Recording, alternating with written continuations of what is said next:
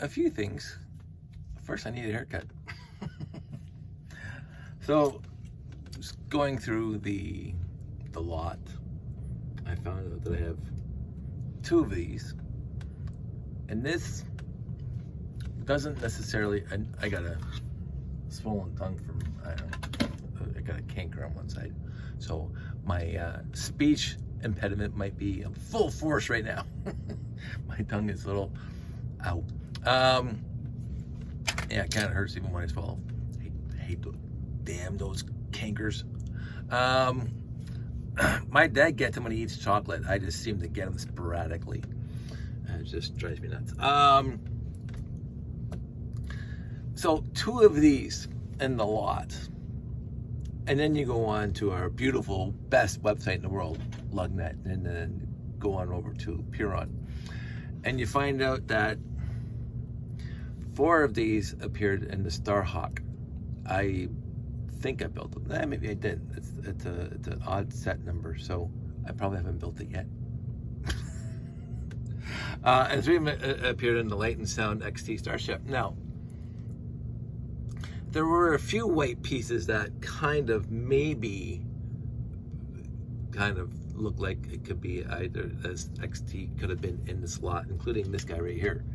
But that was it. It was just the supports, the white supports, and maybe this piece. I think this piece appeared in there, but that piece could have been. It's ubiquitous a lot in a lot of classic space sets. So maybe a Light and Sound. But then it goes down to 1, the Gamma 5, and a whole bunch of others. So this thing had 2. There's no other pieces for the Starhawk at all that I saw, besides basic pieces. So maybe the Light and Sound XT, but then there's absolutely no Light and Sound bricks, plates, whatever, electrical parts at all. So I am not going to rebuild one of those, reconstitute one of those. Kind of a shame because it's actually one of my favorite sets ever. Of course, I said it about a lot of sets because a lot of sets are my favorite sets ever. Roll into the collection, whatever. So the other thing that was really, really cool finding, and I just found this now, was this pre-Technic brick, which is why I have this thing out. This thing uses 4 of them across the front, and on the back, I think they used the gray. No, 2 of them in the back. So, I remember I was short a few. A very good friend of this channel sent me some, so I have yet another one. I always put these in a special place, the spare ones, because they're really kind of interesting for that niche of just like the non-moving arms and non-moving legs minifigs that came out like in 1975 and lasted to 1977 for 3 years. The minifig without moving parts and no printed faces. It was a unique time, and so I started thinking about that when I found that piece. I literally, sometimes I come across something like a brand new piece or a brand new concept that Lego's coming out with, and I say, oh, this is going to be a radical game changer for the entire my hobby. That pre-Technic 1x2 brick didn't even dawn on me like 2 years later or whatever, a year later, when Technic came out in 1977, Expert Builders. Technic came out in 1997, and how even the original 6 or 7 sets, basic though they may be by today's standards, were a radical change of the entire concept of Lego.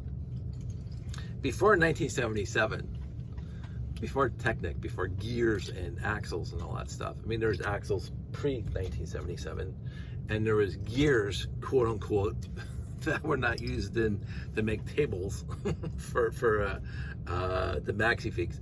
I mean, the gears before 1977 were just playthings.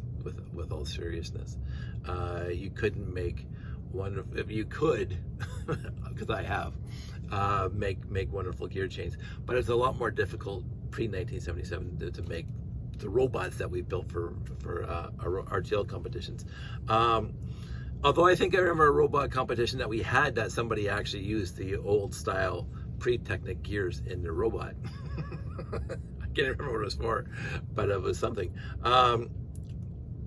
But I had no idea, going back to my original point of the tangents, that the 1x2 pre-Technic gear was a precursor, an introduction, a preface, what do you want to say, to what the expanded universe of Lego Technic was going to be. It was the predecessor, it was the pilot episode, shall we say, of what Technic was going to be. And let's talk about 1977 to now. so that precursor, that intro to what Technic was going to be, was huge. Because we're still doing it today. They're still releasing Technic sets today. I don't think they call them Technic anymore. I have no idea. Whatever. I don't pay attention. But I know I can go to the store right now and buy sets with Technic pieces in it, gears and axles and Technic bricks and studless bricks and studless beams. And so this set, I was having no concept of how radical this was going to change, because the rest of the set is just basic pieces that I already had at the time. Okay, minus the clear 2x3 slope on it, because it only came in this set. But every other piece I already had, except for, I think, the 6 1x2 Technic bricks. Even the axles came in previous sets, that couple years earlier, and whatever, the milky white axles were around for a little bit, since I think 1972. And maybe even the brick was, but I didn't get one until this set. So I had no concept of the vastness. Now, when I got my 854 in 1977 for Christmas, I'm going, holy moly, my mind blown. That one set. And I'm going, and again, quote unquote, never look back. I'm not the biggest fan of Technic, but I adore Technic. As the evolution has progressed, it hasn't let me down yet. And I enjoyed the various iterations, the various stages of Technic, and how it evolved to be better, stronger, faster, whatever you want to call it, the $6 million man syndrome. Because again, the 1977 Technic, very, it had the 1x2, 1x4, 1x6, 1x8, 1x10. Probably I can't if they had 1x10 and 1x16 Technic bricks, had axles, and I think 3 or 4 gears. The 8-tooth, the 8-tooth, the 24-tooth, and the 40-tooth. 3 gears, and then the crown gear. So 4 gears basically. I don't even think, and I can't remember, I don't even think the worm gear was out in 1977. But I also just remembered now, it did have the universal, no, it didn't have the universal joint. It had no universal joint in the 853. It had no universal joint. It was just a 24 tooth going to a 24 tooth crown gear.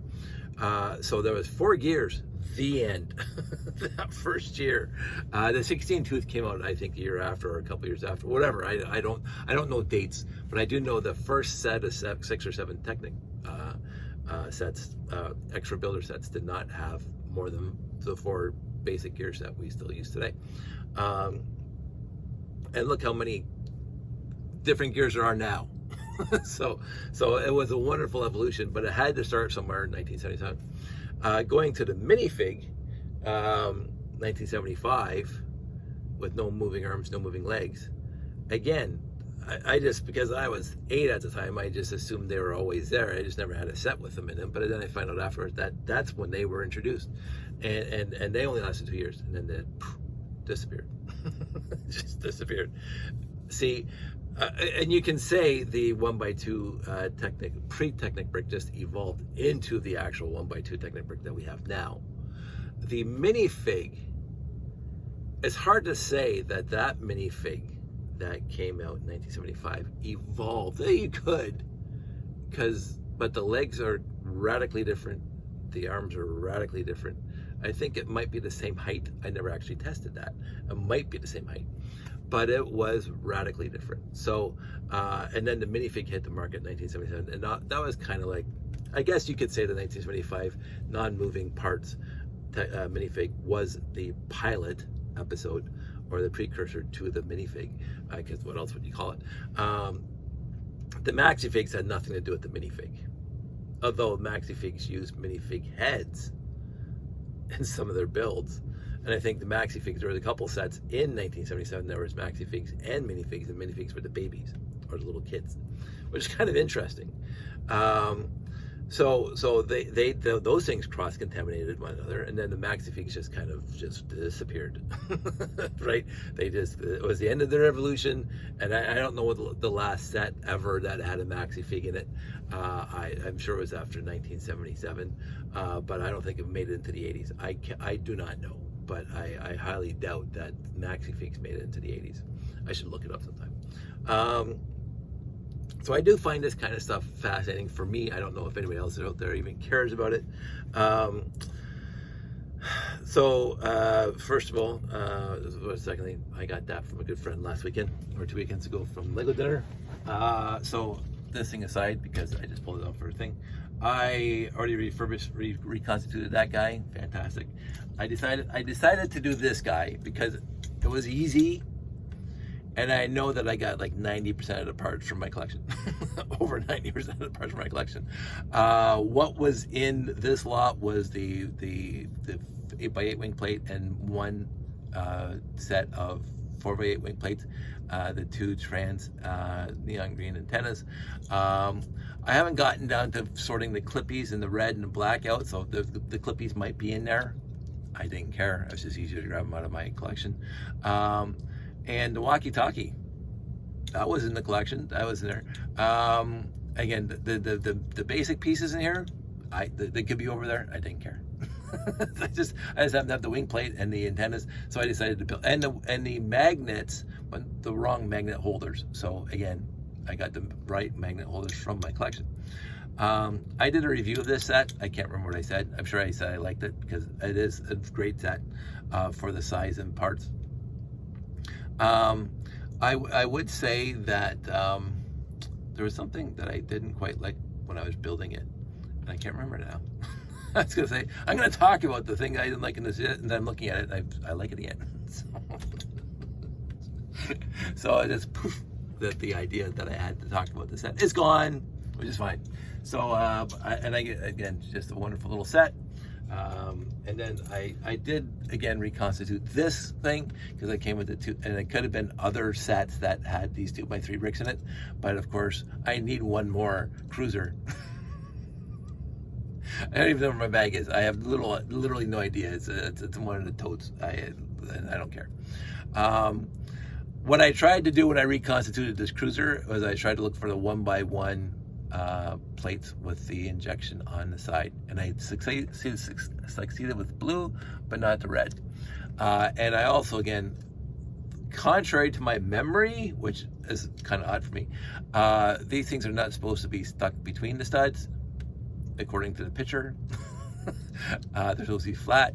I distinctly remember when I was a kid that the instructions had them sitting up like that. I'm obviously 100% wrong, because I looked at the instructions for this set and they're not up like that. And I know that's an illegal move. I fully understand that and I don't care. So, again, obviously not a fan. Not to go down that point again. I 5 seconds to put this thing together. I honestly don't know how many more I could put together, because I don't know how many more of these bricks I have scattered throughout everything. And I can't remember if this is the actual set with the white, black, and white. I can't remember, but that's what we did when we were kids. So this is just from memory. I think also from memory, the entire top is one stud back, but I distinctly remember building it this way and making it look like a 1970s car with the trunk, instead of having it back one stud. I think the ambulance had the whole thing flat in the back. But yeah, I have another cruiser. So, and I've been sorting the pieces into the collection and not worrying about it anymore, because I have a layout coming home this weekend. So I'm gonna be busy with that. So I wanna get all this cleaned up before I bring home the layout, because of course I'm gonna be working on the layout for a couple weeks before Brickomania in Montreal. So I do honestly, sincerely hope that those of you who can make it to Brickomania, if you're watching this from anywhere near the Quebec, La Belle Provence, I will be at Brickomania for a bunch of days, August 15th to 16th, 17th, I believe it is. And it's in Laval at the Sheridan, I believe. Don't quote me on that. Look it up, Brickomania. I will be there, barring anything else going on. I will be there. The layout will be there. I'm bringing a few other things to display just because I want to. And I'm looking forward to hanging out with my Parlez-vous Français friends and just having a great time. It's going to be preferably, hopefully, a relaxing trip because it'll be at the end of a very busy work week for me. We'll see what happens. So other than that, if you can't make it to Laval, I will have the layout at Bricks in the 6th in November, and it's just Mississauga. Like, it's literally one of the easiest places in the entire universe to get to in the Ontario area, because you just drive down the 401 and get off in Mississauga, Oakville, or Mississauga, Etobicoke, and it's right there. It's right off the highway. And it's the opening, the public days are Saturday and Sunday. Like, I don't know the exact hours, and look it up, Bricks in the 6th. And I honestly, sincerely hope to see you there at Bricks in the 6th, because I would love to talk to you. Other than that, that's it. That's all. 16 minutes. That's a record. You guys all stay safe. Take care. And I'll talk to you soon.